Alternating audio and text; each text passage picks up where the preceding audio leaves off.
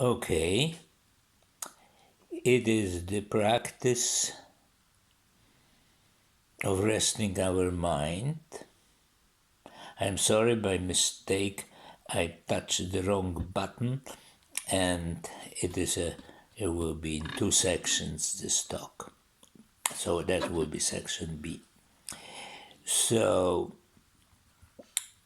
it is resting our mind in being here and now, in awareness, and altogether in wisdom. It is the foundation. We have to do it, not have to do it.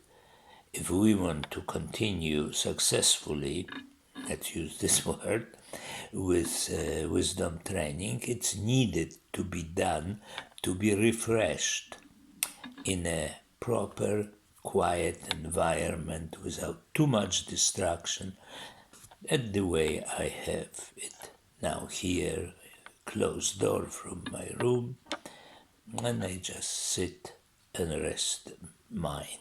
And when the thoughts arise, as I repeat the instruction, you realize it is a natural phenomenon, energy of mind, and you return to your rest.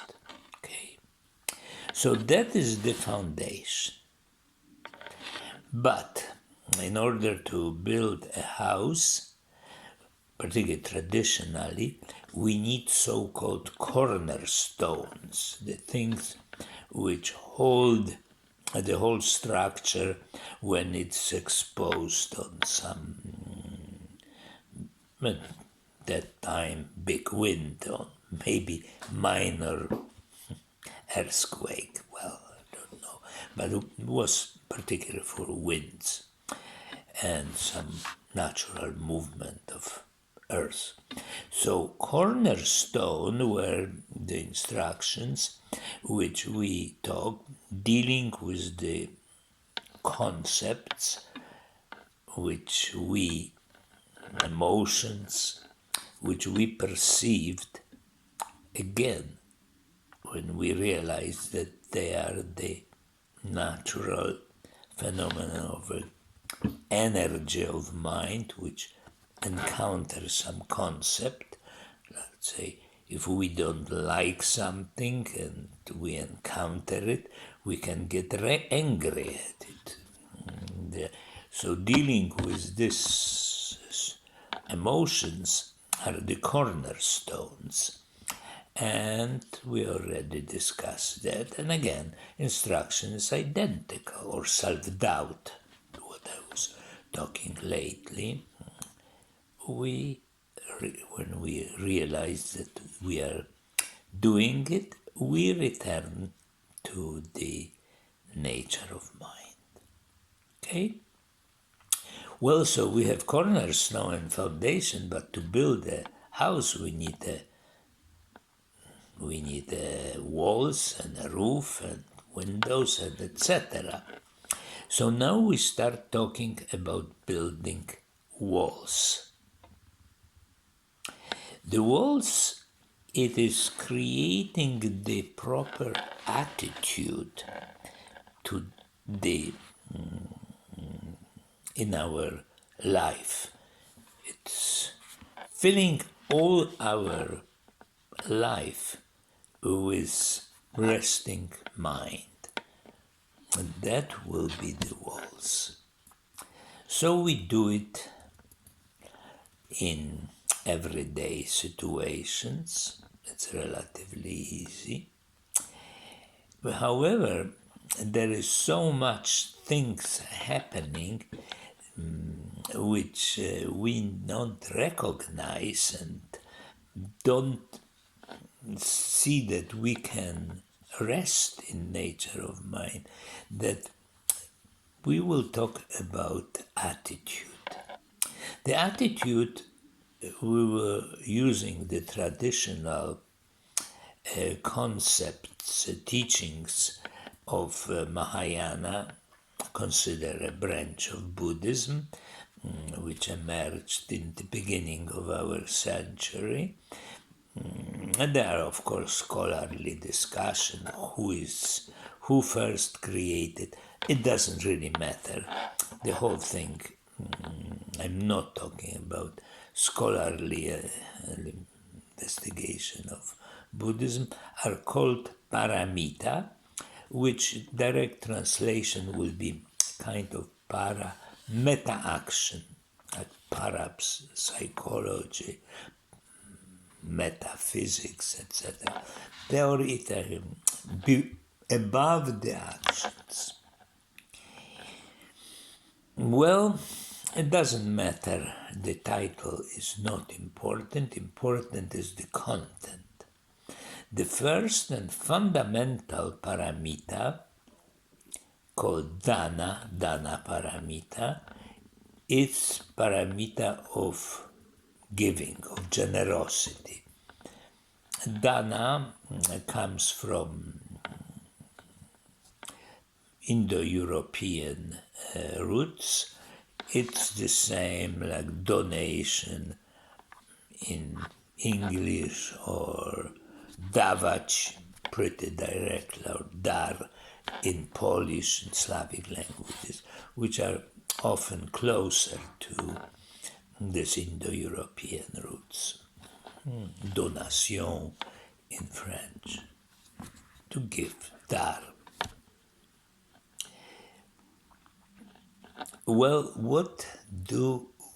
but in reality, it's not only to give, it's ability also to receive, to give and receive without blockages, without difficulties which we have, particularly when we are to give, because it goes through the fundamental problem which we have extremely deeply ingrained, which is desire to possess, to accumulate, to have more. So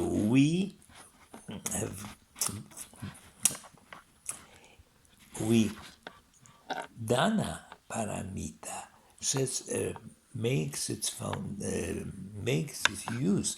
We are aware, we are continually aware that we have these difficulties of separating ourselves with anything we possess.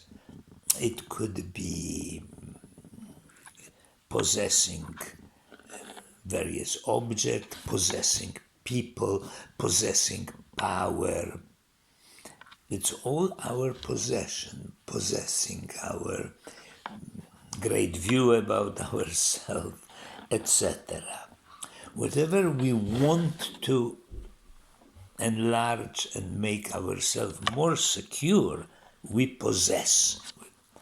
I possess this vest, I possess shirt, I possess this foulard, I possess my body. Lots of possession, and I have difficulty. Well, I'm working, I have less and less difficulty. Normally, I had great difficulties to separate myself. Even if I was giving something, there was this moment of struggle. And Dana Paramita is seeing that the whole thing comes from our concepts, from our attachments, from our habits. So this knowing that makes the practice more fluid. We can give, notice the moment of hesitation, and rest. And it's quite delightful. Quite delightful. It's like great victory. But why I did say receiving? You say, what's the great problem? I'm very happy to receive. If somebody give me the Christmas gift, I thanks and smile, and I'm happy to have it. Or I see that's not exactly what I wanted, but I wouldn't say, I would smile and say thank you. There's nothing wrong with that. But receiving has to do more with intellectual problem. When we have certain concepts to which we are attached, which we own, and somebody has another concept which this person is attached and it owns, and we have conversation and trying to convince each other, then each other concept is more correct, better, or whatnot. What is the result? That of course we stay more frozen with our concept, and this other person is frozen with her or his concept. It doesn't go anywhere. So what about listening to other person's concept and be able to receive it? Look at it. Maybe we actually like it. Maybe it's not so bad. Nothing has happened. Being open. So the other way of viewing Dana Paramita is openness, particularly that the way was presented by Chogyam Trungpa, the 20th century proponent of modern Western Buddhism. And to be open. It could be like we have a fist which we hold. I hold that and I open it, then I can give.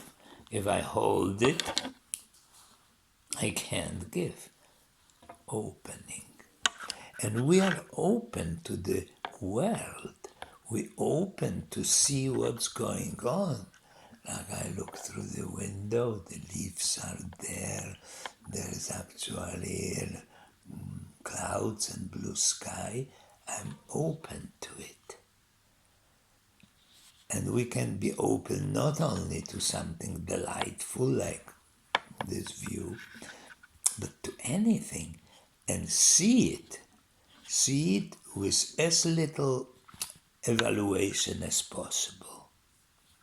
So that is the Dana Paramita, to be open and to be able to give. And of course give without some ulterior motive that I motivate. I give that so this person become my friend, or this person who was my enemy cease to be at least my enemy, and or we will, it's an exchange, and etc. And that is not particularly this type of giving we have in mind. It is giving, simply giving without anything, parting with something which we possess, because we see that it's not, we don't need to hold. Of course, we don't have to give everything. It's without absurd. If I need something, like I need this phone, I need it to make my talks. I will not give it unless I will have a sense that I can replace it by something else. So it's giving, it's more being open to giving than actually parting with something which is absolutely necessary. We don't do some masochistic game out of this giving. And once we have this attitude, it's much easier to notice our holding to something, and grasping, possessing, and able to realize and return to our resting in awareness. Okay? So that is for today. So will be, as I said, will be 2 pieces to this dog, because by mistake I put the button, will be called 16A and 16B. Goodbye.